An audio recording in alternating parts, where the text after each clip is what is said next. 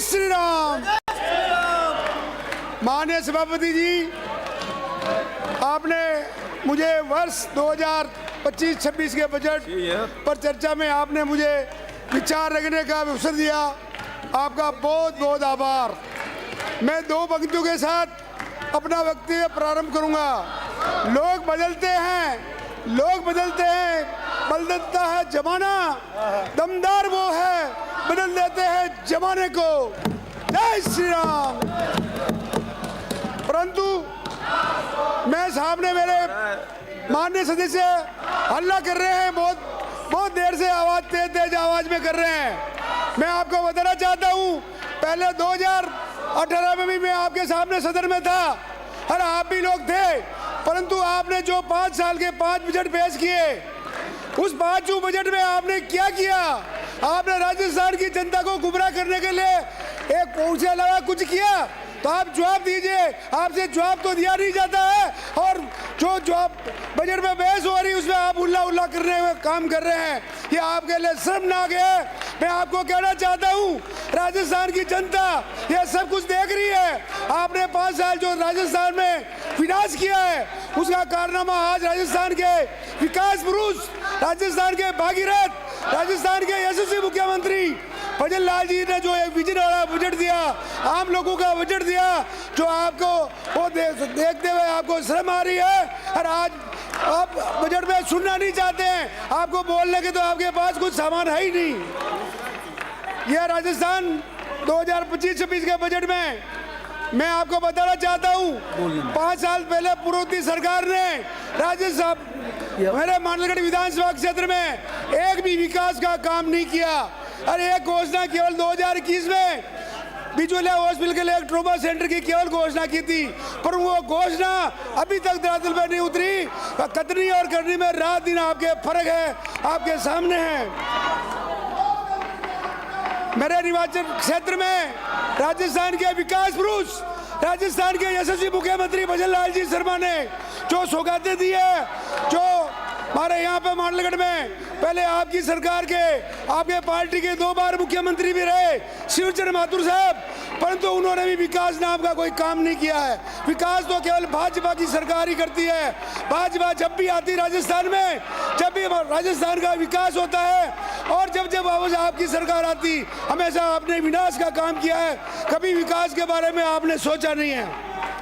मैं मांडलगढ़ में अभी जो बजट पेश हुआ है कि मेरे क्षेत्र में 3 नदियों का संगम है, पूरी 3 नदियां एक साथ त्रिवेणी संगम है, उनके विकास के लिए, उसके कॉरिडोर के लिए यशस्वी मुख्यमंत्री जी ने, वित्त मंत्री दिया कुमारी जी ने 23 करोड़ का बजट देकर हमारी जनता की, हमारे उधर की गंगा को विकास करने का सराहनीय काम किया। वो आपके सामने है। मेरे मांडलगढ़ विधानसभा क्षेत्र में कृषि प्रधान क्षेत्र है, वहाँ पे पानी फुल उपलब्ध है, वहाँ पे कृषि महाविद्यालय की आवश्यकता थी।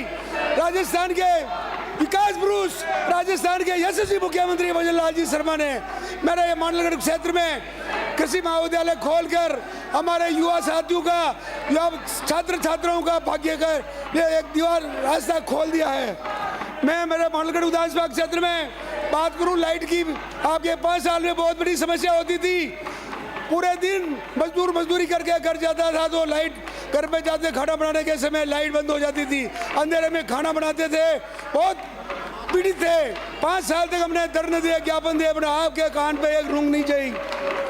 मैं जलंधरी में एक GSS की मांग की थी, मुख्यमंत्री जी ने घोषणा करके हमारे उस क्षेत्र की जनता को राहत प्रदान की है। बजट में पूरे प्रदेश में सड़कों के नेटवर्क में संबंधित जो प्रावधान किए हैं, वो ऐतिहासिक व अभूतपूर्व है। उसके लिए मैं सरकार का आभार व्यक्त करता हूँ। मांडलगढ़ विधानसभा क्षेत्र में थलखड़ा से बोरेन चौराया वाया सरदला टिठोड़ा, जिसे MDR 282 नाम से जाना जाता है, वो 15 किलोमीटर की इस रोड के लिए बजट में 27 करोड़ का प्रावधान किया गया है। मैं उन तीनों घोषणाओं के लिए क्षेत्र की जनता की ओर से, व्यक्ति से, मेरी ओर से मैं राजस्थान के यशस्वी मुख्यमंत्री भजन लाल जी शर्मा और वित्त मंत्री दिया कुमारी जी का आभार व्यक्त करता हूं। मैं इस ऐतिहासिक बजट को प्रस्तुत करने के लिए मैं राजस्थान के भागीरथ, राजस्थान के यशस्वी मुख्यमंत्री भजन लाल जी शर्मा और दिया कुमारी जी वित्त मंत्री है, उन्होंने गतिशील विकासोन्मुख और सर्वस्पर्शी बजट हमारे क्षेत्र में दिया है। समाज में प्रत्येक वर्ग की सुविधापूर्ण जीवन जीने व उनके जीवन स्तर को ऊंचा उठाने के लिए उनकी सोच को आगे बढ़ाते हुए ये बजट दिया है।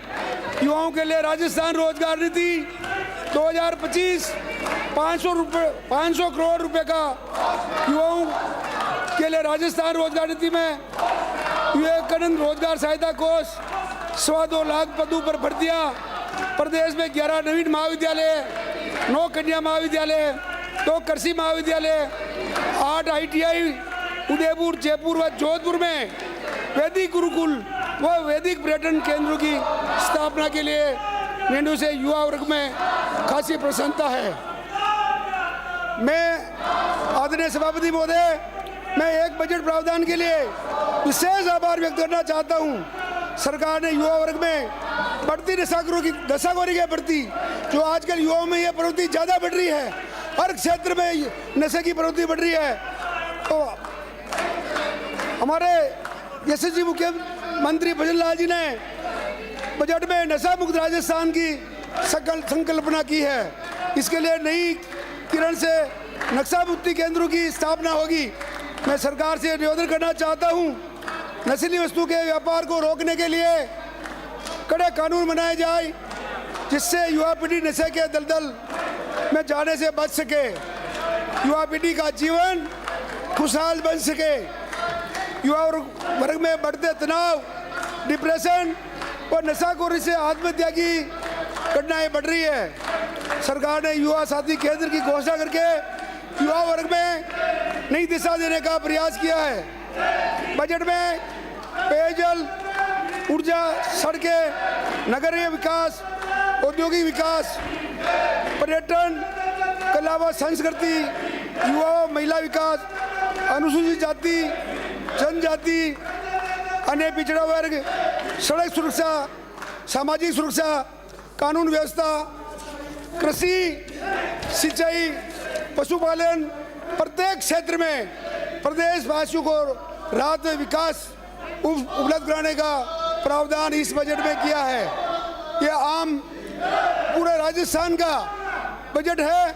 इस बजट में सरकार ने जनता पर एक भी टैक्स नहीं बढ़ाया है। जनता को राहत के लिए, विकास के लिए पर्याप्त प्रावधान इस सरकार के कुशल वित्तीय प्रबंधन का उदाहरण है। मैं माननीय की जनता के आशीर्वाद से 15वीं विधानसभा में और मैं सदस्य था, उस कार्यकाल के 5 बजट की तुलना में मैं निसंदेह कह सकता हूं, इस सरकार को दोनों बजट में मेरे क्षेत्र को विकास के नए आयाम छुए हैं। मैं इसके लिए आभार व्यक्त करता हूं। मैं पिछली सरकार के बारे में टिप्पणी तो नहीं करना चाहता, परंतु उन्होंने पहले बजट में जो घोषणाएं की थी, चौथे और 5वें वर्ष में आरंभ हुई, पेपर लीक होते रहे, पेपर बाजार में बिकते रहे, नाथीबाड़ा में पेपर बिकते रहे, जल जीवन का पैसा केंद्र ने भेजा था, उसे समय पर पूरा नहीं किया, लेकिन उसमें भी भ्रष्टाचार हो गया, वो आपके सामने है। मामलों की जांच चल रही है। पिछली सरकार ने DMFT और जनजाति विभाग के फंड का भी मनमाना उपयोग किया है। मेरे साथी विधायकों ने इस विषय को उस समय सदन में उठाया था, लेकिन सरकार ने लीपापोती कर दी थी। मेरी मांग है कि पिछली सरकार में प्रदेश में DMFT व जनजाति विभाग के विकास कार्यों में जो व्यय हुआ है उसकी जांच कराई जाए, जो घोटाला हुआ है उसकी जांच कराई जाए। पिछली सरकार ने इंग्लिश मीडियम स्कूल खोले, कॉलेज खोले, उसमें न तो भवन है न स्टाफ है, केवल स्कूल के आगे नाम लिखा था, उसको नाम चेंज कर दिया। हिंदी मीडियम की स्कूल थी, उसको अंग्रेजी मीडियम करके उनका केवल नाम कर हाहाकार की है। स्कूल के 3-4 कमरे से लेकर कॉलेज के कमरे तक भी काम नहीं हुआ। चुनाव के पहले सस्ती लोकप्रियता के लिए ताबड़तोड़ जिले बना दिए। उनमें आधारभूत सुविधाओं के लिए कोई भी प्रावधान नहीं था, योजना नहीं थी, केवल चुनावी घोषणा थी। इन्होंने पूरे सरकार के 5 साल में 5 स्टार होटलों में घूमते रहे और ऐश करते रहे। जब चुनाव का समय नजदीक आने लगा दो मिनट तो इन्होंने रेवड़ी बांटने का काम किया है। जो इन्होंने सोचा राजस्थान की सरकार को गुमराह कर देंगे, उनको घुमा कर वापस सरकार में आ जाएंगे, और राजस्थान की जनता सब जान चुकी है। लोकतंत्र में जनादेश सर्वोपरि है। अभी दिल्ली की जनता ने ऐतिहासिक जनादेश दिया है।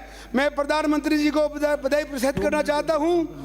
माननीय प्रधानमंत्री जी के कुशल नेतृत्व में देश व प्रदेश के प्रगति के नए आयाम स्थापित किए हैं। समाप्त कीजिए। मैं मेरे विधानसभा क्षेत्र में कुछ मांग रखना चाहता हूं। मेरे मांडलगढ़ में ऐतिहासिक प्राचीन किला है, जो इतिहास 500 साल पुराना किला है। उसका जो वो किला पूरा जीर्ण शीर्ण अवस्था में हो गया, ऊपर जाने का रास्ता नहीं है, और उसमें सागरी है। कीजिए। तोप खाना। 2 मिनट कोई डिमांड मेरी, मैं उनके लिए मांग करता हूँ नीचे से रोड चढ़े, और मेरा जो सिंगोली शाम 4 बजे रात का ऐतिहासिक मंदिर है, जो अब उसको जीर्ण शीर्ण अवस्था में वापस उसको नया किला को वापस मंदिर को नया मंदिर में घोषणा करके करे।